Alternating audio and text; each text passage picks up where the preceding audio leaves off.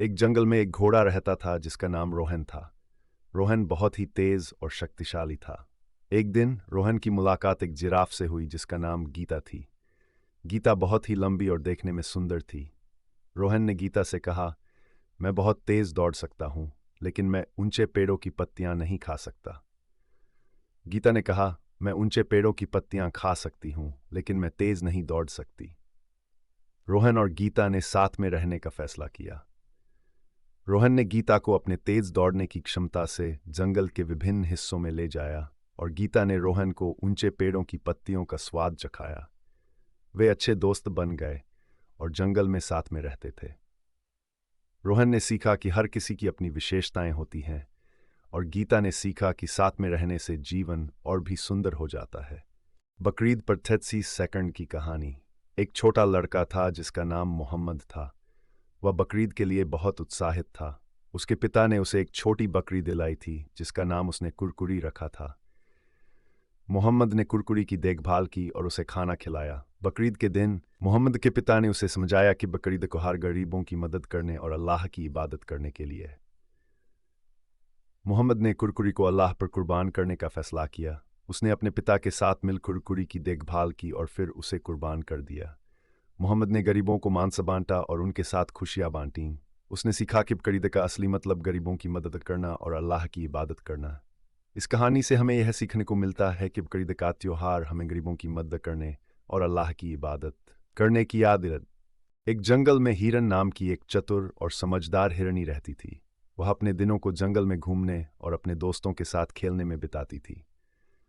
एक दिन हिरन की मुलाकात एक खरगोश से हुई जिसका नाम करीम था। करीम बहुत ही डरपोक और चिंतित रहने वाला खरगोश था। वह हमेशा जंगल में खतरों के बारे में सोचता रहता था और अपने बिल्ले में छुप जाता था। हिरन ने करीम को देखा और उसके पास गई। हिरन ने करीम से पूछा, तुम इतने डरपोक क्यों हो? जंगल में इतने सारे खतरे नहीं हैं जितने तुम सोचते हो।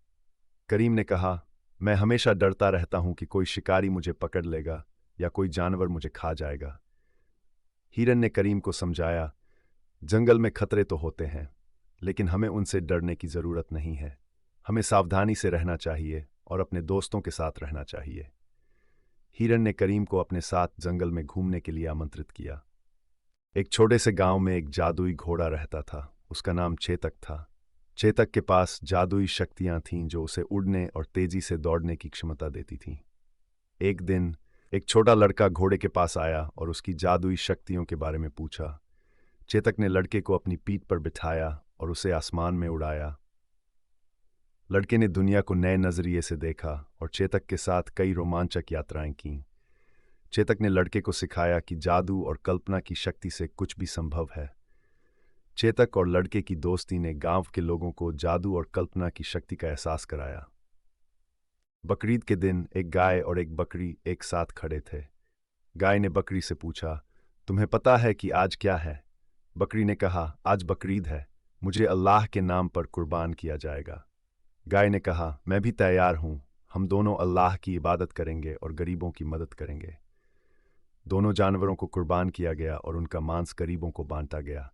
इससे गरीबों को खाने के लिए कुछ मिला और वे खुश हुए। इस तरह बकरीद का त्योहार गरीबों की मदद करने और अल्लाह की इबादत करने का अवसर बन गया। बंदर और बूढ़ी दादी की कहानी। एक छोटे से गांव में एक बूढ़ी दादी रहती थीं। वह अपने दिनों को अपने पालतू बंदर के साथ बिताती थीं। बंदर का नाम मोहन था और वह बहुत ही चंचल और खेलने वाला था। बूढ़ी दादी मोहन को बहुत प्यार करती थीं और उसके साथ खेलने में अपना समय बिताती थीं। एक दिन बूढ़ी दादी ने सोचा कि वह मोहन के साथ शहर घूमने जाएंगी। उन्होंने एक बस पकड़ी जो शहर की ओर जा रही थी। बस में चढ़ते ही बूढ़ी दादी ने देखा कि बस में बहुत ठंड थी। उन्होंने अपने बंदर को गर्म रखने के लिए अपने पास रखा। मोहन ने बस की खिड़की से बाहर देखा और बर्फ के टुकड़ों को देखा जो बस के पास से गुजर रहे थे। वह बहुत उत्साहित हो गया और बूढ़ी दादी से कहा, दादी देखो, बर्फ, मैं बर्फ को छूना चाहता हूँ। बूढ़ी दादी ने मोहन को समझाया कि यह बर्फ है और ठंडी है, लेकिन मोहन ने बर्फ के टुकड़ों को पकड़ने की कोशिश जारी रखी। बस